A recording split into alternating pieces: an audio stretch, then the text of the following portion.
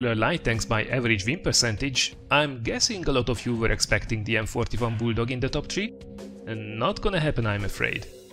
What we have, however, is a surprising dominance in terms of Chinese light tanks, with the WZ-132 finishing on top and its little sister the 131 finishing in 3rd place as well, still with an over 50% average win result. By the way, if you are looking for some awesome Chinese light tank gameplay, I actually just featured the WZ-132 replay yesterday, scoring the most kills ever for this light tank. I put a link to it in the description below, it's really a recommended watch. Now in 2nd place in this Chinese sandwich is the trusty T-54 lightweight, which is kinda expected really, the tank being very highly regarded for a long time now. Still staying with the regular light tanks, if you were wondering which ones make the most credit, well, here you go. Typically in this category you will see mostly tier 5 and tier 6 tanks, which makes the fact that on top of the light tanks we actually have a tier 7 autoloader, the T-71, even more exciting. I'm guessing this is because this little beast can rack up quite a bit of damage with its fast reload. On a side note, by the way, all these credit numbers are with standard accounts and they are also net, so that's actually the amount that you have left after the repairs and restocking your machine. In 2nd place in this compilation is another surprise for me in form of the VK2801, especially as I personally had to fire a lot of heat in this thing if I wanted to get a good result in the higher tier matches, but then again, maybe it's just me. In 3rd place then we have the fan favorite ELC AMX, a beast of a machine at tier 5 and one of the most fun things in the game to zoom around on the battlefield. Moving over to the premium light tanks, I have to say the choice from tier 5 and up is rather limited, so there won't be any huge surprises here. By win chance we have the tier 6 Type 64 on top, which is a machine I'm actually really looking forward to getting on my EU account as well. This thing is followed by the AMX 1375 Grand Finals edition, and finally in 3rd place a rarity in form of the Type 62.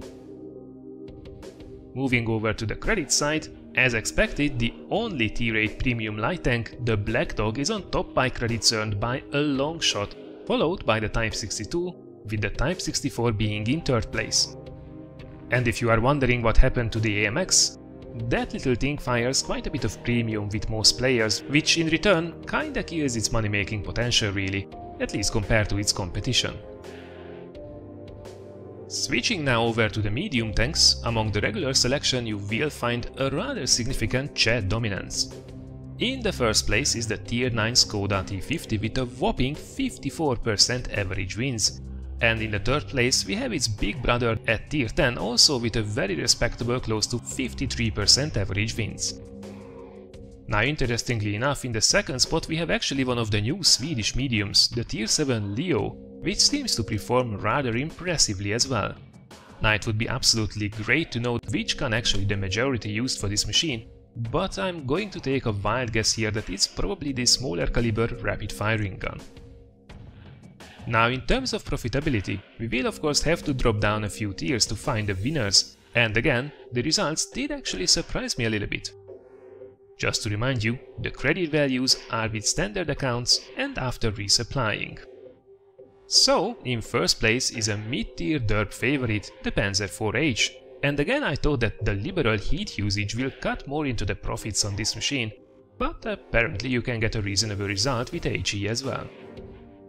In 2nd place there is again another Swedish tank, the tier 5 M42, followed by again another Czech tank, the also tier 5 Skoda T24. Now moving over to the premium side of things, the mid-tiers rule everything including the win percentage, with actually a very rare machine up there with a whopping 58.6% average wins, the Panzer V/4. Now this thing was recently buffed out of the blue, raising its performance significantly and catapulting it to the top of the charts, but you don't have to worry about it too much, as it's a very rare sight on the battlefield. What you will encounter a lot more often are the two mediums from the Berlin trio, the T-34-85 Rudy in 2nd place and the trusty Cromwell B in 3rd place, both of them still with an absolutely crazy 54% plus average wins. If you are looking for some mid-tier fun times while training your crews, these things are as good as it gets. If you want to earn a ton of credits though, tier 8 is the way to go, and look at who's in the first place, by a significant margin actually. So, did you think it would be the M4A1 Ravioli?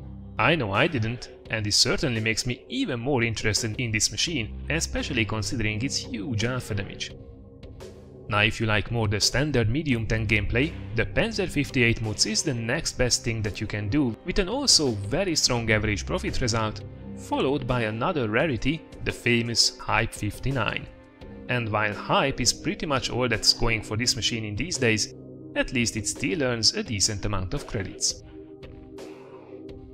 Continuing with the heavy tanks on the regular tech trees, it's a total Swedish autoloader dominance out there right now, with the tier 8, 9 and tier 10 Swedish heavies occupying all of the top spots by win percentage.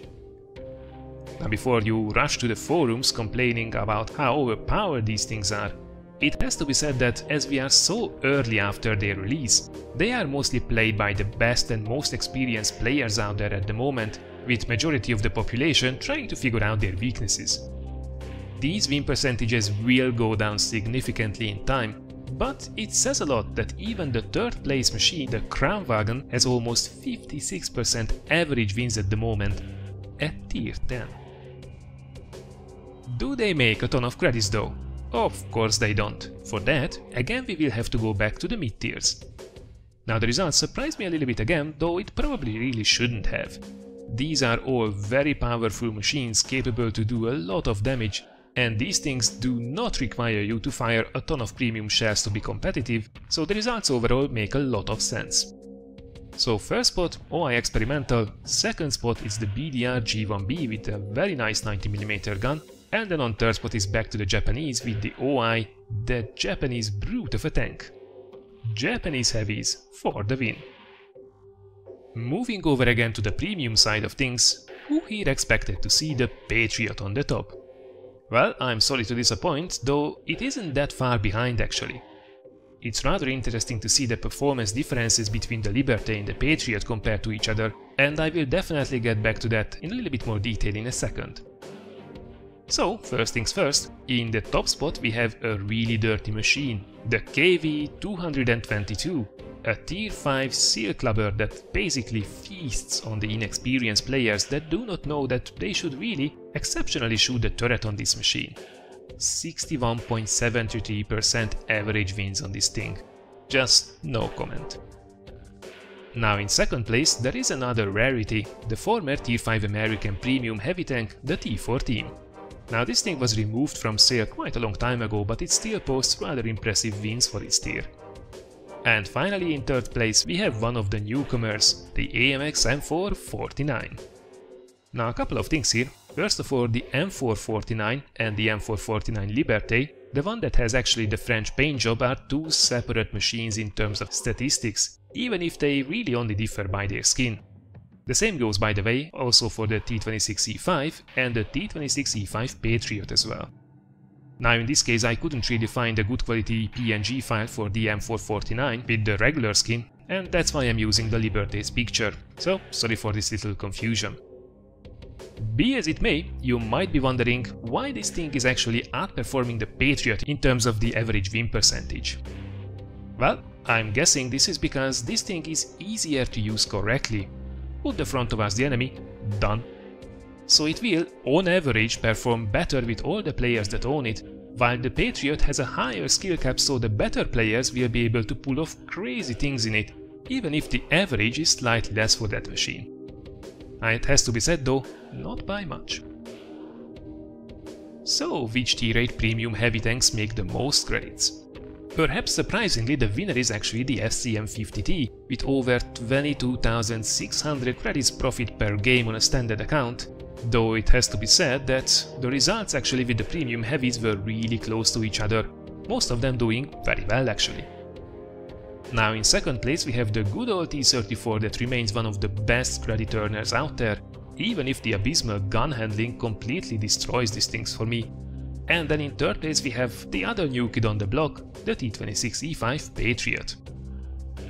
So quite interesting then, the Liberté has a slight advantage in terms of win chance, while the Patriot has a slight advantage in terms of credit earning potential, probably because of its faster rate of fire as well. Whew, that's a lot of tanks to go through, but we are nearing the end now, so don't give up just yet. Continuing with the tank destroyers, among the regular ones we see again a massive Swedish dominance in terms of average win percentage, although not even they could overcome the tier 5 beast, that's the 82. The British roadblock laughs at your fancy suspension. On a side note though, the same thing applies here as with the Swedish heavy tanks.